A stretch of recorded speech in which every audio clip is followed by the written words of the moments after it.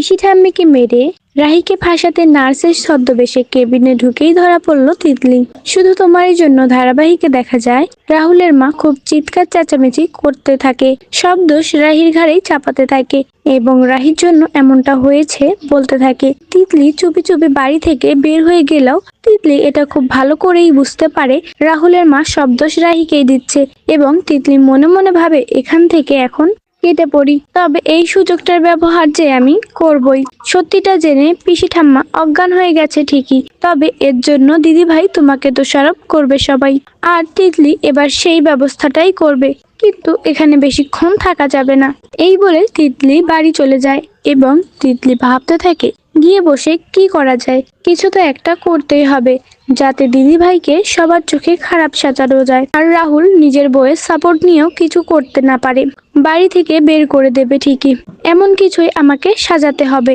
অপরদিকে দেখা যায় পিসি ঠাম্মাকে হসপিটালে নিয়ে যাওয়া হয়। ডক্টর জানায় পিসি ঠাম্মার কন্ডিশন একেবারে ভালো না। রাহি তার বাবাকে ফোন করে সবটা বলতে থাকে আর কাঁদতে থাকে। রাহির বাবা প্রচন্ড রেগে যায় তিতলির উপর। ঘরে বসে তিতলি শুনতে পায় যে পিসি ঠাম্মা আমাকে হসপিটালে ভর্তি করা হয়েছে। তিতলি ভাবতে থাকে এই সুযোগ কিছু তো আমাকে করতেই হবে, ওই বুড়ি মরলেই বাকি, তবে ওই বুড়ি মরলে একটা লাভ আছে, দিদি ভাই ফেসে যাবে, আমি তো বাড়ির বউ না দিদি ভাই, তুই তো বলেছিস তাই আমার কোনো দোষ আসবে না, সব দোষ আসবে তোর উপর। এই বলেই তিতলি পেছনের দরজা দিয়ে আবারও বেরিয়ে যায়। আর এরপরেই দেখা যায় সবাই যখন হসপিটালে অপেক্ষা করে পিসি ঠাম্মার সুস্থতার জন্য, ঠিক তখনই তিতলি একটা নার্সের ছদ্মবেশ নিয়ে নেয় আর তারপর তিতলি চুপি চুপি নার্স সেজেই পিসি ঠাম্মার কেবিনে ঢোকে। হাতে একটা ইঞ্জেকশন নিয়ে তিতলি ভাবতে থাকে এই বুড়িটাকে আরো অসুস্থ বানিয়ে ফেলতে হবে যাতে এই বুড়িটা আর কোনোদিন সুস্থই না হয়, মরলে মরুক না, তারপরে দেখবো কি হয়, সব দোষ গিয়ে পড়বে দিদি ভাইয়ের উপর।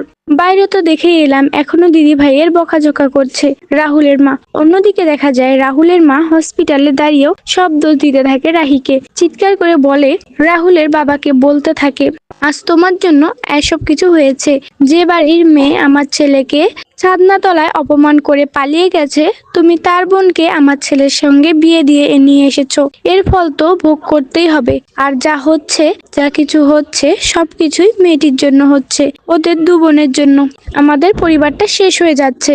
রাহুল তার মাকে বলে মা প্লিজ চুপ করো, তুমি রাহিকে কোনো দোষারোপ করছো, রাহি তো কোনো দোষ নেই এখানে।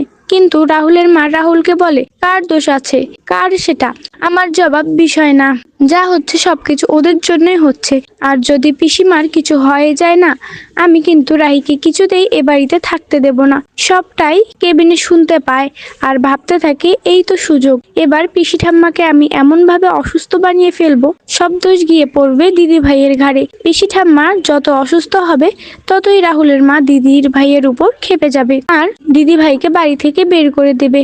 এই বলে পিসি ঠাম্মাকে ইঞ্জেকশন দেওয়ার জন্য সবটা রেডি করে ফেলে এই তিতলি। যখনই ইঞ্জেকশন দিতে যাবে ঠিক তখনই কেবিনের মধ্যে ঢুকে আসে রাহি, সাথে রাহুলও আসে।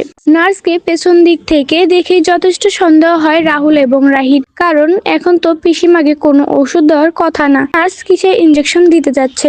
তো বন্ধুরা তোমরা এটাই চাও তো, ছদ্মবেশ নিয়ে পিসি ঠাম্মাকে মেরে রাহিকে ফাঁসাতে গিয়ে যেন ধরা পড়ে তিতলি? কমেন্টে জানাতে ভুলো না। ধন্যবাদ।